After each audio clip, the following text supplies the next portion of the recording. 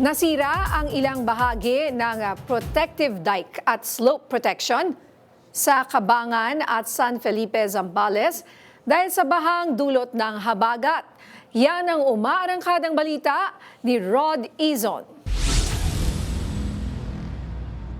Malaking bahagi ng dike sa bayan ng Cabangan at San Felipe sa Zambales ang nasira ng malakas na agos ng baha na bumaba mula sa Mount Pinatubo. Ito ang lumalabas sa ocular inspection ni Zambales 2nd District Representative Doris Nanay Bing Maniquis at DPWH team sa panguna ni District Engineer Dennis Nasin. Nasira ang Kadmang Bukali Reserva sa Barangay Kadmang, maging ang protection dike sa Barangay Manoabayo na bahagi pa rin ng Cabangan River. Nawasak din ang slope protection ng Barangay Santo Niño na binigyan ng temporary solution sa pamamagitan ng sandbagging emergency operation. Pag wala naman ng ulan, tuyo naman talaga.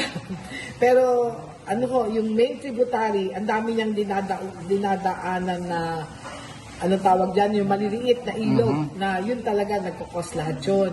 Pinasok na ng baha ang ilang kabahayan sa 3 barangay dahil sa pag-apaw ng baha mula sa Cabangan River. Bumigay din ang porsyon ng paanan ng mahabang dike sa Barangay Macolcol, San Felipe, Zambales. Mula sa FMR Northern Luzon, ako si Rod Izon ng PRTV News, nagseserbisyo para sa Pilipino.